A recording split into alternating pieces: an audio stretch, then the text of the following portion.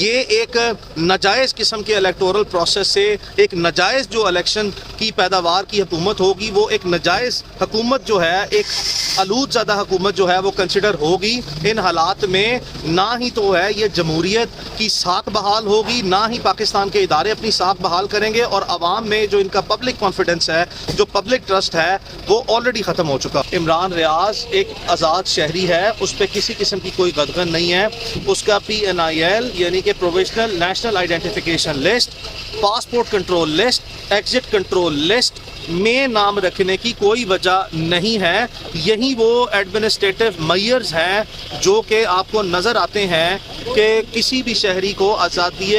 رائے کا جتنا حق آپ کے سامنے دیا جا رہا ہے اور اس کو روکنے کے لیے جتنے اقدامات کیے جا رہے ہیں، اس کی یہ کلاسیکل اگزامپل ہے۔ سپریم کورٹ آف پاکستان میں آج جتنی بھی ہیئرنگز ہوئی ہیں، ان تمام فیصلوں کے خلاف جو کہ لاہور ہائی کورٹ کے فل بینچ نے دیے ہیں، ڈفرینٹ پارٹس آف کنٹریز کے جتنے کانسٹیٹیوشنل بینچز نے وہ پٹیشنز کو ڈسمس کیا، وہ ساری سپریم کورٹ میں ابھی تک جو سمانتیں ہوئی ہیں وہ تمام کی تمام جو ہیں ان سب کو سپریم کورٹ سیٹ اسائڈ کر رہی ہے، اور الیکشن کمیشن کی جتنی ایڈمنسٹریٹو مینوپولیشنز تھی، ہیرا پھیریاں تھیں اس الیکٹورل پروسیس کو ڈیفیٹ کرنے کے لیے، جتنی چیٹنگز اور مینوپولیشن کی ہیں وہ ساری کی ساری سپریم کورٹ کے سامنے ایکسپوز ہو گئی ہیں، اور سپریم کورٹ اب فار ونس اینڈ فار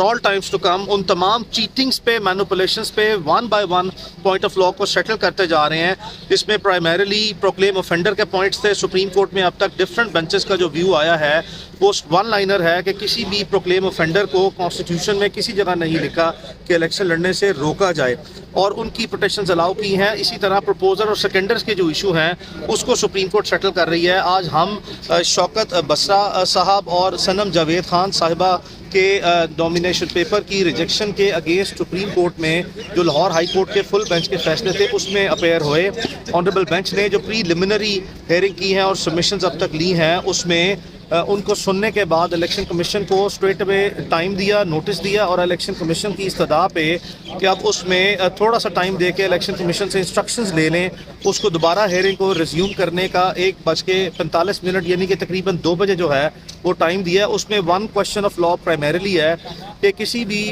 جو کینڈیڈیٹ ہے اس کو جب سیکشن 60 سب سیکشن 2B کی ریکوائرمنٹ میں کوئی ایسی ریکوائرمنٹ نہیں ہے جو کہ بعد ازاں ایک رول 51 آف الیکشن ایکٹ کی امینڈمنٹ کے تھرو جو رول کبھی نوٹیفائی نہیں ہوا، اس کو بیس بنا کے جوائنٹ اکاؤنٹ یعنی کہ کسی بھی شخص کا کینڈیڈیٹ کو اپنا الیکشن ایکسپینس کا ایکسکلوسیو اکاؤنٹ یا ایگزسٹنگ اکاؤنٹ جو ہے وہ ڈکلیئر کرنا ہوتا ہے۔ تو یہاں پہ شوکت بسرا صاحب نے اور صنم جاوید صاحبہ نے اپنے جوائنٹ اکاؤنٹس یعنی کہ شوکت بسرا صاحب کا فیملی کے ساتھ اور صنم جاوید صاحبہ کا والد صاحب کے ساتھ جو ہے وہ اکاؤنٹ انہوں نے ڈکلیئر کیا۔ تو یہ ایک لیگل پروپوزیشن ہے which is a case of first impression before the Supreme Court of Pakistan۔ اسی کی فردر ڈیٹیل ہیئرنگ جو ہے وہ اب 2 o'clock جو ہے وہ سپریم کورٹ نے رکھی ہے، اور ہم انشاءاللہ انتہائی اچھی جو ابھی تک پری لیمنری سبمیشنز دی ہیں یا جو پری لیمنری آبزرویشنز ہیں سپریم کورٹ کی، اس سے انتہائی مطمئن ہے، اور بہت اچھے کی امید جو ہے وہ انشاءاللہ ہم توقع کر سکتے ہیں 2 بجے ہیئرنگ کے بعد۔ کہ الیکشن کمیشن آج کوئی تاخیری حربہ اپنانا چاہتی تھی اور ڈیلنگ ٹیکٹکس وقت زیادہ مانگ لیا گیا تھا، یہ کیا ڈیولپمنٹ تھی؟ سوال ایک طرف سپریم کورٹ آف پاکستان میں الیکشن کمیشن کا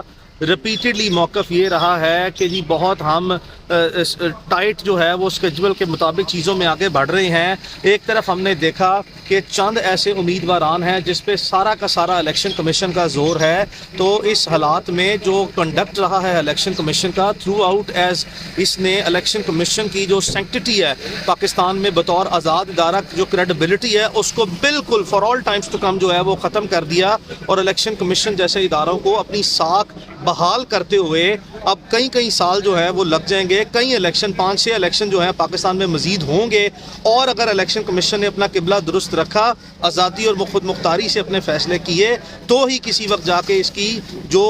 ڈیمیج ریپوٹیشن ہے وہ ڈیٹیریٹڈ ریپوٹیشن ہے، اور اس حد تک ڈیمیج ہو گئی ہے کہ اس کو ریسٹور کرنے میں they would require lot of time.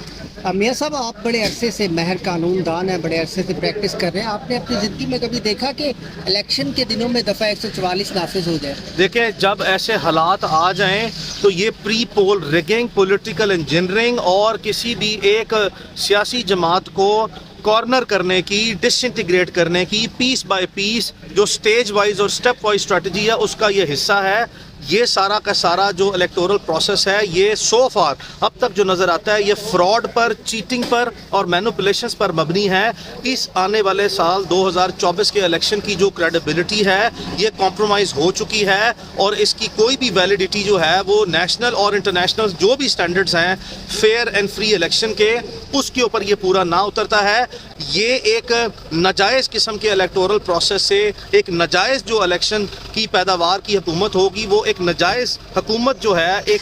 آلود زدہ حکومت جو ہے وہ کنسیڈر ہوگی. ان حالات میں نہ ہی تو ہے یہ جمہوریت کی ساکھ بحال ہوگی، نہ ہی پاکستان کے ادارے اپنی ساکھ بحال کریں گے اور عوام میں جو ان کا پبلک کانفیڈنس ہے، جو پبلک ٹرسٹ ہے وہ آلریڈی ختم ہو چکا ہوا ہے. میاں صاحب، آپ عمران ریاض خان صاحب کو عدالتوں میں ریپریزنٹ کرتے رہے ہیں. اس حوالے سے آپ جس بلڈنگ میں آج موجود ہیں یہاں پر قاضی صاحب نے نام لے کر کہا تھا کہ عمران ریاض خان صاحب کو اگر کوئی مسئلہ ہے تو وہ ہمارے سامنے خود ہیں. تو آپ نے اس حوالے سے کیا مشورہ دیا عمران ریاض خان؟ ساتھ ہی عمرے کی روانگی کے لیے وہ جانا چاہ رہے ہیں، اس پہ تھوڑا آپ کا 2 فولڈ کوشچن ہے. آپ نے عمران ریاض جس وقت باہر آیا تھا، میں نے عمران ریاض صاحب کے ساتھ ایک پوڈ کاسٹ بھی کی تھی، ایک فارمل انفارمل کانورسیشن کی تھی. اس میں بھی عمران ریاض نے یہ واضح کیا تھا کہ جس دن ہمیں اس طرح اپنے عدالتی اور عدلیہ کے اداروں پر اپنا اعتماد اس طرح ہوگا کہ یہ انڈیپینڈنس کے ساتھ اپنے فیصلے کریں اور وہ فیصلے صرف کریں نہیں بلکہ عوام میں یہ تاثر بھی نظر آئے کہ یہ واقعی آزاد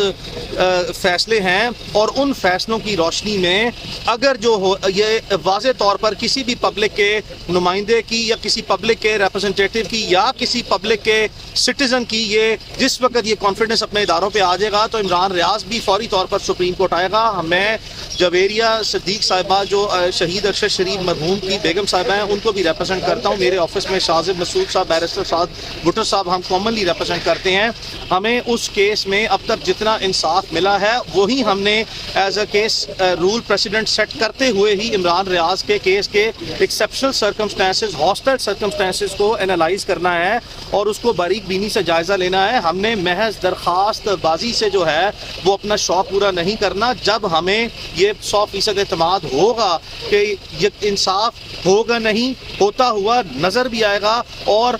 صرف کمزور نہیں بلکہ طاقتور کے خلاف بھی اس ملک میں فیصلے ہونا شروع ہو جائیں گے تو یقیناً جو ہے وہ عمران ریاض بھی عدالت میں آئیں گے. ادروائز اگر ہم سے ہماری لٹمس ٹیسٹ کر کے بونافائیڈی لینی ہے تو ہم جب بھی کوئی معزز عدالت including the supreme court of Pakistan بلائے گی اوبیسلی ہم نے عدالت میں نہ کبھی آج سے پہلے حقائق چھپائے ہیں اور نہ کبھی چھپائیں گے. دوسری بات عمران ریاض کے عمرے کی ہے. عمران ریاض ایک آزاد شہری ہے، اس پہ کسی قسم کی کوئی قدغن نہیں ہے. اس کا PNIL یعنی کہ provisional national identification list, passport control list, exit control list میں نام رکھنے کی کوئی وجہ نہیں ہے. یہی وہ ایڈمنسٹریٹو میئرز ہیں جو کہ آپ کو نظر آتے ہیں کہ کسی بھی شہری کو آزادی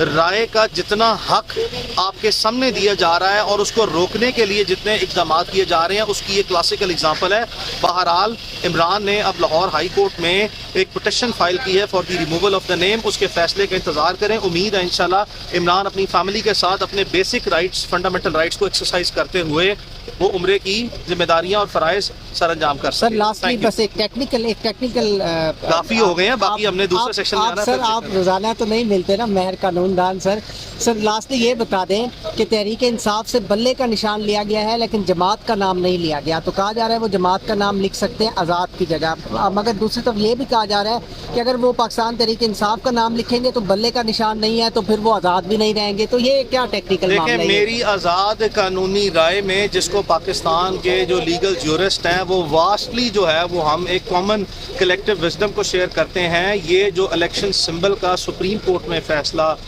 آیا ہے یہ پاکستان کی تاریخ کا متنازع ترین جو ہے وہ فیصلوں میں سے ایک گردانا جائے گا اور اس فیصلے کی روح سے جو تباہی بربادی جمہوریت اور الیکشن کے جو پروسیس پہ آئی ہے اس کے انتہائی دورس نتائج ہوں گے. یہ ایک in my opinion it is not a good precedent. میں فیصلے پر جو ہے وہ اپنی رائے دے رہا ہوں. It is a bad president for the rest of the ججز اور دا سپریم کورٹ اور for the future judgments to follow such president because اس نے جمہوریت کا، ڈیموکریسی کا اور الیکٹورل پروسیس کا کوئی بھلا نہیں کیا. बल्कि हमें पिक एंड चूज की बेसिस पे, डिस्क्रिमिनेटरी बेसिस पे ये फैसला जो है वो एग्जिस्टिंग सर्कमस्टांसेस में नज़रिया ज़रूरत के तहत जो है वो होता नज़र आया है। कतई तौर पर भी ऐसा नहीं होना चाहिए था। पार्टी चाहे PTI हो, पार्टी चाहे PMLN हो, पार्टी चाहे PPP हो या मुल्क की दीगर जमातें हों, उनको जिस तरह आज सुप्रीम कोर्ट में आप रिपीटेडली जो है वो एक ऑब्जर्वेशन देख रहे हैं कि अवाम के मुंतखब नुमाइंदे जो हैं उनका चुनाव का जो इख्तियार है वो सिर्फ अवाम को दिया जाए, तो टेक्निकलिटीज़ और लीगैलिटीज़ की बेसिस पे इस इतनी बड़ी सियासी जमात जो कि मुमकिना तौर पर मुल्क की सबसे बड़ी सियासी जमात है, उसको टेक्निकल बेसिस पे नॉकआउट करना और तमाम की तमाम जो है उसकी पॉलिटिकल एक्टिविटीज़ और आने वाले इलेक्शन में उसके पॉलिटिकल कॉन्सिक्वेंसेस को जो डैमेज, डिटीरियरेशन और जो पैरालाइज किया गया इस जजमेंट के तहत, it is very unfortunate, this should not have been done in the first place. Thank you Thank you thank you so so much. Much sir.